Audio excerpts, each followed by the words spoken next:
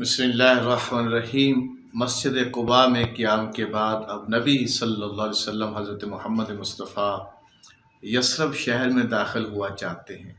ये यसरब अब यसरब नहीं बन रहेगा, ये मदीनतुन नबी बन जाएगा, ये मदीनतुर रसूल बन जाएगा। आप सल्लल्लाहु अलैहि वसल्लम वहाँ से रवाना हुए हैं, बहुत सारे लोग आपके साथ हैं और आपने पहले ही बनु नज्जार को, जिससे आपका एक रिश्ता था, एक ताल्लुक़ था, आपको याद होगा कि जब शैबा यहाँ पर पैदा हुआ था एक बच्चा, और इसको जनाब मुतलिब मक्का से लेने आए थे और शैबा का नाम वहाँ पर अब्दुल मुतलिब पड़ा था, और ये अब्दुल मुतलिब आप सल्लल्लाहु अलैहि वसल्लम के दादा थे जो यहीं पे पैदा हुए थे।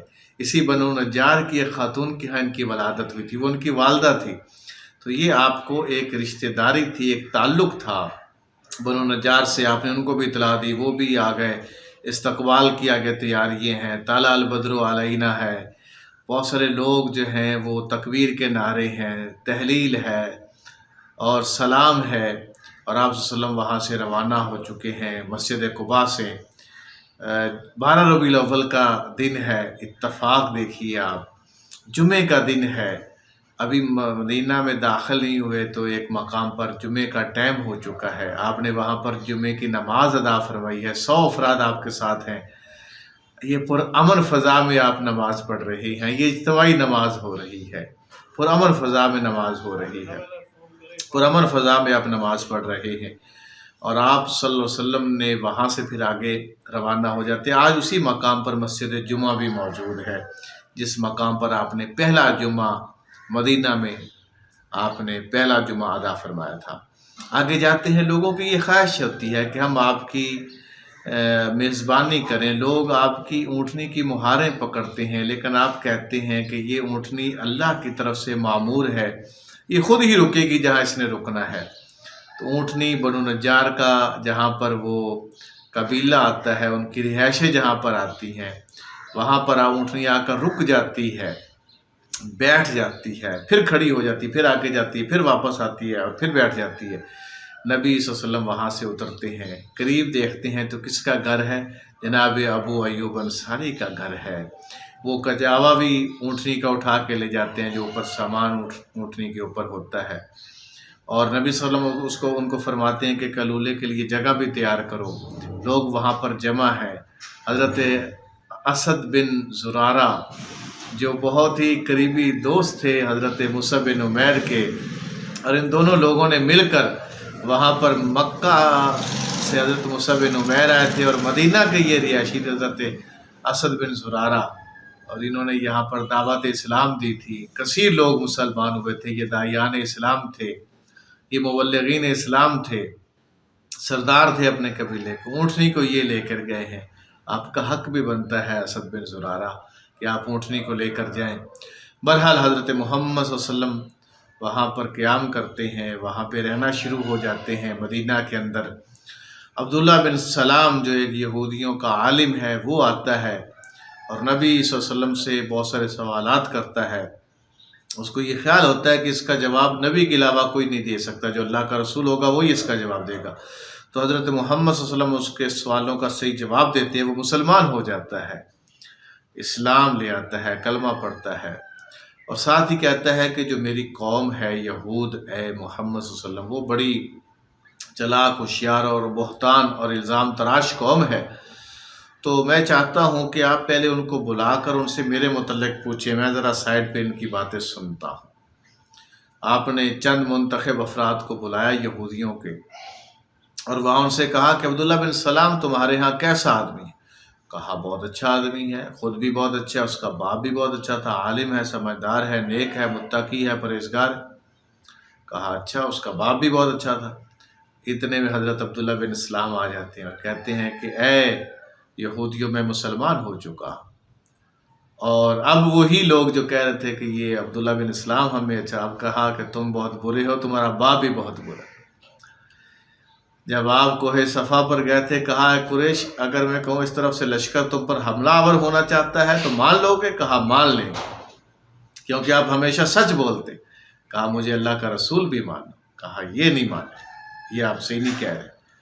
اب ذرا دیکھیے یہودی تھوڑی دیر پہلے حضرت عبداللہ بن سلام کے بارے میں کیا رائے رکھتے تھے اور اب کیا رائے رکھتے ہیں۔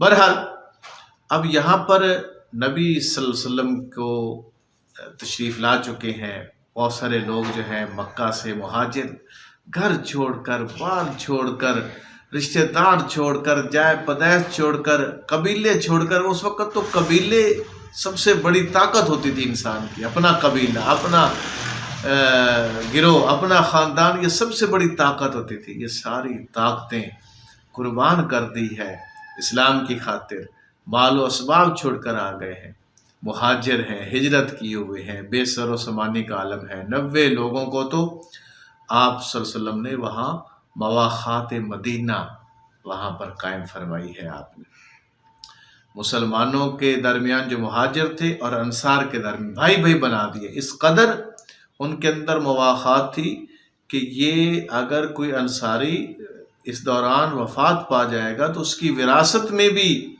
مہاجر کو حصہ ملے گا۔ ہاں البتہ یہ حکم جنگ بدر کے بعد ختم ہو گیا تھا، حقیقی وارث کو ہی پھر حصہ ملتا تھا، اور اللہ تعالیٰ نے بہت مال دے دیا تھا مسلمان مہاجرین کو بھی۔ تو محترم بھائیوں، یہاں پر 3 اقوام تھی، یہودی بھی تھے، بہت 3 بڑے بڑے قبائل تھے ان کے، بہت کاروبار تھا ان کا، بہت وسیع ان کا وہاں پہ نیٹ ورک تھا، وہاں پہ دکانیں سنیار کی اور باقی جو ہنر کے کام تھے وہ انہیں کے پاس تھے، کپڑے کا کاروبار بھی، اور سود کا کاروبار خاص طور پر وہ بہت زیادہ کرتے تھے، اور اس بنیاد پر وہ لوگوں کو آپس میں لڑایا بھی کرتے تھے اور ان کی پھر مالی معاونت کرتے تھے کہ یہ مشکل میں ہیں، جنگ کی حالت میں ہیں، پریشانی کی حالت میں ہیں، تو ان کی مالی معاونت کرتے رہنا، اور اس سے ان کا سود کا کاروبار جو تھا وہ زیادہ وسیع ہوتا تھا۔ یہ سوچ آج بھی دنیا کے ممالک کے اندر ہوتی ہے کہ وہ اپنی تجارت کو فروغ دینے کے لیے اسلحہ بیچتا ہے، سود کا کام کرتا ہے، لوگوں کو لڑاتا ہے۔ یہ وہی اسی طرح کی ذہنیت ہوتی ہے جو انسانیت کے خلاف ذہنیت ہوتی ہے۔ یہ آج بھی اس دور میں بھی آپ کہہ سکتے ہیں کہیں نہ کہیں کسی نہ کسی درجے میں موجود ہے۔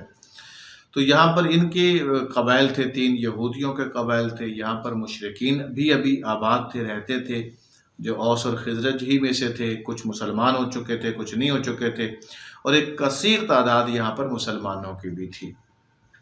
یہ 3 لوگ تھے۔ آپ صلی اللہ علیہ وسلم نے مسجد نبوی کی تعمیر کی ہے، جگہ خریدی ہے، یتیموں کی جگہ تھی وہ مسجد نبوی والی، وہ خریدی ہے، پیسے دے کر خریدی ہے، اس میں آپ نے اس کی تعمیر میں خود حصہ لیا ہے۔ وہاں پر 7 حجرے بھی، امہات المومنین کے حجرے بھی وہاں پر بنے ہیں 7 قریب قریب۔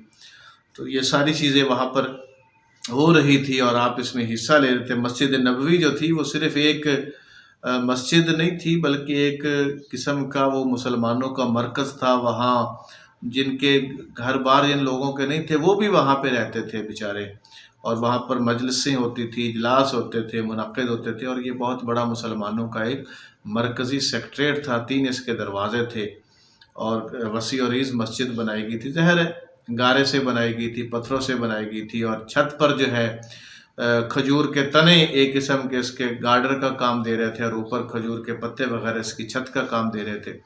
نیچے زمین پر جو تھے وہ عام ہی ریت تھی اور بجری وغیرہ جو وہاں پر کنکریاں وغیرہ تھی وہ بچھا دی گئی تھی، اور وہاں پر اس طرح سے یہ ایک عارضی انتظام تھا مسلمانوں نے جو کیا تھا، اور ظاہر ہے یہی انتظام ایک عرصہ دراز تک یہی رہا مسلمانوں کو، اور یہی چلتا رہا۔ اب یہ پرامن جگہ پر آپ صلی اللہ علیہ وسلم آ چکے ہیں۔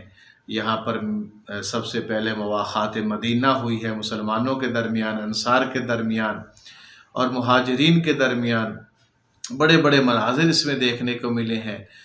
انصار جو تھے وہ بہت بڑی بڑی قربانیاں دے رہے تھے، اپنے مالوں میں حصہ دار ان کو بنا رہے تھے، اپنے گھروں میں ان کو حصہ دار بنا رہے تھے، اور خود جو تھے وہ بعض اوقات بھوکے ہوتے تھے لیکن ان کو وہ دیتے تھے کہ یہ اللہ کے راستے میں ہجرت کر کر آئے ہیں، اللہ کے راستے میں اپنا گھر بار چھوڑ کر آئے ہیں، اپنا خاندان چھوڑ کر آئے ہیں، اپنے قبائل کو چھوڑ کر آئے ہیں یہ اللہ کے راستے پر۔ تو یہ سب کچھ بھی آپ صلی اللہ علیہ وسلم کے جو ساتھی انصار تھے یہ کر رہے تھے۔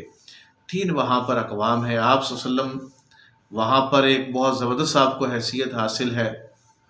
عبداللہ بن ابی ایک یہاں پر ایک سردار تھا، اور اوس اور خزرج جو تھے یہ لڑ لڑ کے تھک چکے تھے۔ اب عبداللہ بن ابی ان کو اس بات پر قائل کر چکا تھا کہ اب ہم نے لڑنا نہیں ہے، اور اس کی سرداری پر یہ متفق ہو چکے تھے۔ اوس اور خزرج یہ یہاں کی سب سے بڑی طاقت تھی مدینہ کے اندر، یہ اس کو اپنا سردار بنانا چاہتے تھے۔ تو اس نے جب دیکھا کہ اب محمد صلی اللہ علیہ وسلم آ چکے ہیں اور بہت سارے اوسی اور خزرجی جو ہیں وہ مسلمان ہو چکے ہیں، اور وہ محمد صلی اللہ علیہ وسلم کو سردار، تو یہ دل کے اندر اس کی وہ نفرت کدورت اس کے اندر آ گئی کہ انہوں نے میری سرداری کے اوپر بھی آ کر جو ہے نا وہ لات مار دی، اور میری سرداری اب انہی کی وجہ سے رک گئی ہے، میں اب سردار بھی نہیں بن سکوں گا۔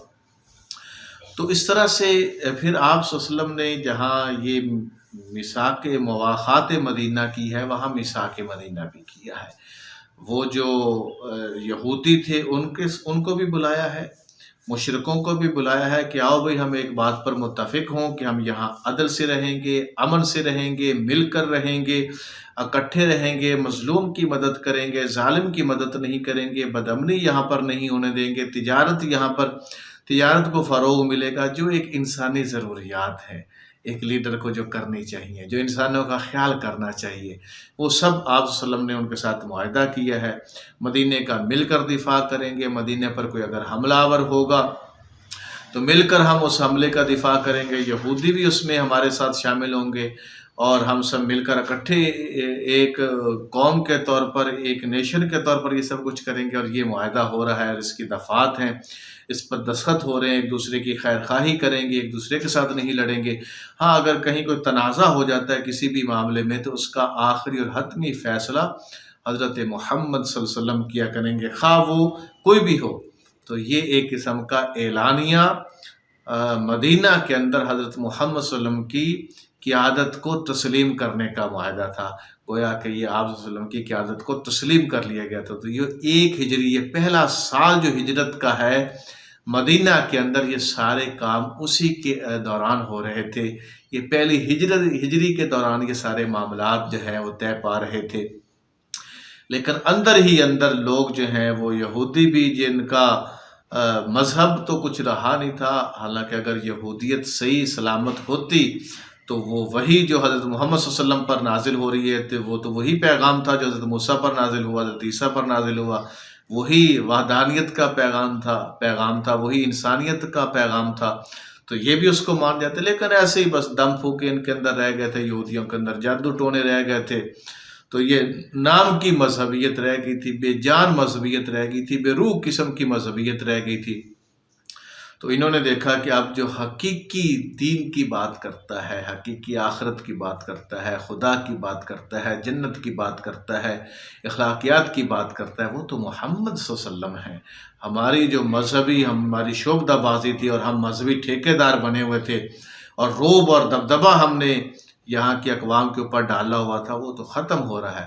تو بجائے اس کے کہ صحیح راستے انتخاب کریں، بغض، حسد، کینہ، ایک طرف نبی صلی اللہ علیہ وسلم کی حکمتیں ہیں، آپ کی دلائیں ہیں، اور آپ کی بصیرت ہے کہ آپ مواخات مدینہ بھی کر رہے ہیں، میثاق مدینہ بھی کر رہے ہیں، یہودیوں کو بھی ساتھ ملا رہے ہیں، اور خیر خواہی کے جذبات ان کے اندر بھی کوشش کر رہے ہیں کہ پیدا ہو جائیں، عدل کے اور امن کی طرف وہ بھی لوگ آ جائیں، مل کر اکٹھے رہنے کے جذبات سب کے اندر آ جائیں، اور ہم سب مل کر یہاں پر رہیں۔